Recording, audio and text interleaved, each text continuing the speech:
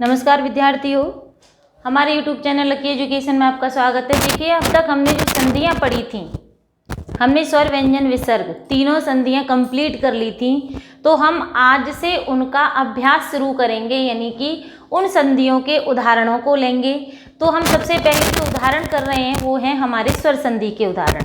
तो स्वर संधि के उदाहरण देखिए, हमने इसमें मैं ये नहीं बता रही कि इसमें हमने कौन कौन सी संधियाँ ली हैं। तो स्वर संधि की संधियाँ हैं, तो ये जो 10 उदाहरण हैं, तो देखिए बच्चों, इन 10 उदाहरणों को देख लीजिए और खुद ही सॉल्व कीजिए। जब तक के लिए हम अपनी वीडियो को पॉज करते हैं और उसके पश्चात हम आपके लिए इनका सॉल्यूशन बताएंगे। तो जब तक के लिए कीजिए। तो आगे देखिए, मुझे उम्मीद है कि आप लोगों ने कर ली होगी जो मैंने आपके लिए जो 10 उदाहरण दिए हैं, आपने ज़रूर कर लिए होंगे, क्योंकि बहुत ही सिंपल से उदाहरण हैं। लेकिन फिर भी एक बार अपने उस सॉल्यूशन को देख लीजिए और मिलान कर लीजिए कि आपके जो उदाहरण आपने जो किए हैं वो सही किए हैं। तो देखिए, पहला शब्द है हमारा गिरीन्द्र। गिरीन्द्र में देखिए, गिरी प्लस इंद्र, कौन सी संधि होगी इसमें? देखिए, ई और ई समान वर्ण आ रहे हैं। अकह सवर्णे दीर्घ सूत्र काम कर रहा है। तो देखिए, यहाँ अकह सवर्णे दीर्घ, तो यहाँ बड़ी ई हो गई इन दोनों की, और ई हो गई तो हमारा बन गया गिरीन्द्र। तो हमारी संधि का नाम होगा दीर्घ संधि। तो देखिए बच्चों, ये जो संधियाँ जो आती हैं, या तो ये मूल शब्द आता है या संधि विच्छेद आता है। तो इसी प्रकार की हमें प्रक्रिया करनी होती है। और यदि आपको ये जो इसका स्वर विश्लेषण अच्छे से आता है, तो देखिए इसमें से ई और इसमें से ई इस प्रकार से निकाली हमने बड़ी ई। अगला है बधूत्सव। देखिए, यहाँ देखिए बड़ी ई की, बड़े ऊ की मात्रा है, यहाँ बड़ी ई की मात्रा है। मैंने आपको पहले भी जब संधि कराई थी दीर्घ संधि, उसमें बता दिया था बड़ा, बड़ी, बड़ाऊ और बड़ा री जहाँ आ जाए वो होती है हमारी दीर्घ संधि। तो देखिए, इसमें जो बधू शब्द होता है, बधू, वो बड़ा ऊ ही होता है। जो मूल शब्द होता है वो बड़ा ऊ होता है। प्लस यहाँ पे छुपा हुआ है उत्सव, बधूत्सव। और देखिए, अब यहाँ वही बड़ा ऊ यहाँ से निकला, ये छोटा ऊ, और ये समान वर्ण होने के कारण ये हमारा हो गया दीर्घ ऊ, और यहाँ भी हमारी कौन सी संधि हो गई? दीर्घ संधि। अगला शब्द है हमारा उपेंद्र। उपेंद्र, यहाँ देखिए, ना तो बड़ा ई है, ना बड़ा ऊ है, ना बड़ा आ है, लेकिन एक ही मात्रा आ रही है। तो देखिए, आप अपना दिमाग घुमाइए, कहाँ कौन सी संधि हो सकती है? ए कहाँ पे होती है? एक ही मात्रा। एक चोटी वाली संधि कौन सी होती है? गुण संधि। तो देखिए, ये गुण संधि होगी, उप प्लस इंद्र। तो ये उप प्लस इंद्र है। इसमें से आ निकला और इसमें से निकला ई।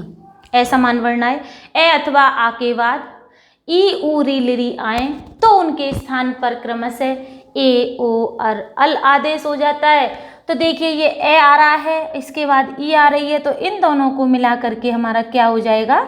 ए हो जाएगा। और इस प्रकार का जो सूत्र होता है हमारा गुण संधि में होता है, गुण संधि का सूत्र होता है अदिंग गुण। आद गुणे, अदिंग गुण है संधि करता है, आद गुण हमारा यहाँ ये सूत्र इसमें होता है, आद गुण है।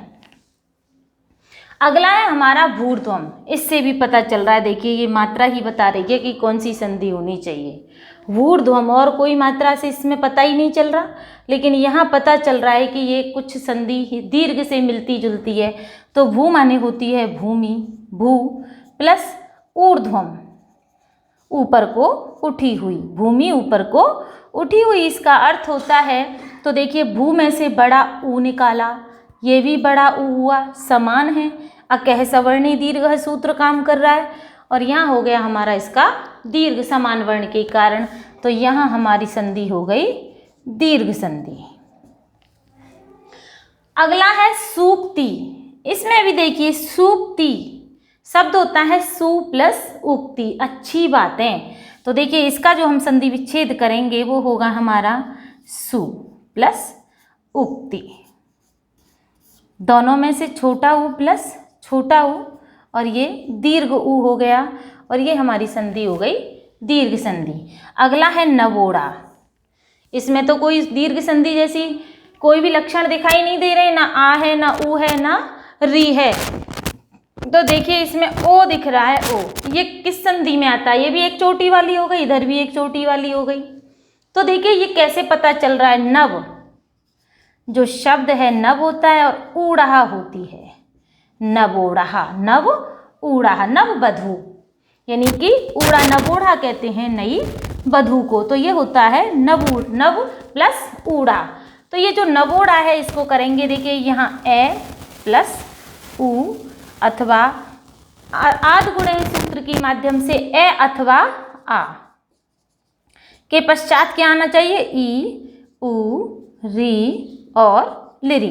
तो देखिए ए के बाद ऊ आ रहा है, इसका हम कर देंगे ओ आदेश हो जाता है, ए ओ अर अल आदेश हो जाता है।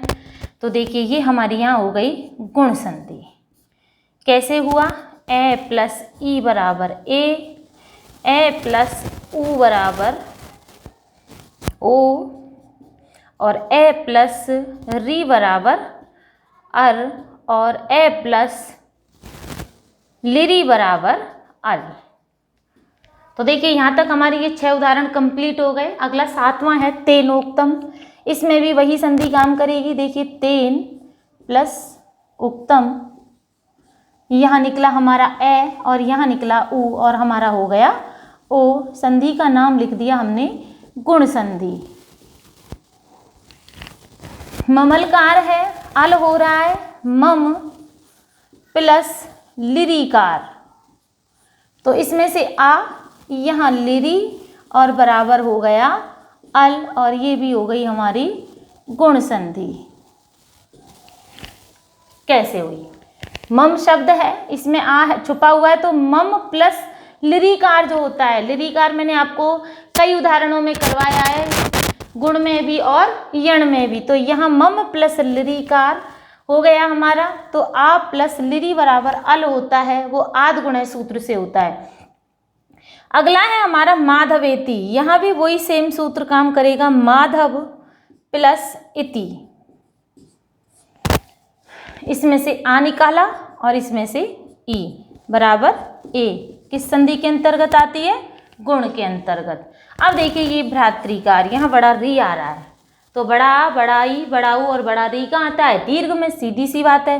तो भ्रातृ शब्द होता है मातृ, पितृ, भ्रातृ, और ये होता है रिकार।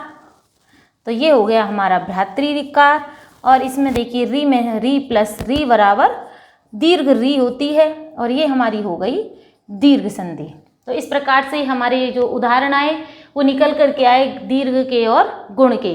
ऐसे ही आपके लिए अभ्यास करवाते रहेंगे और सारी संधियों को ऐसे ही कंप्लीट करवा दिया जाएगा। थैंक यू बच्चों।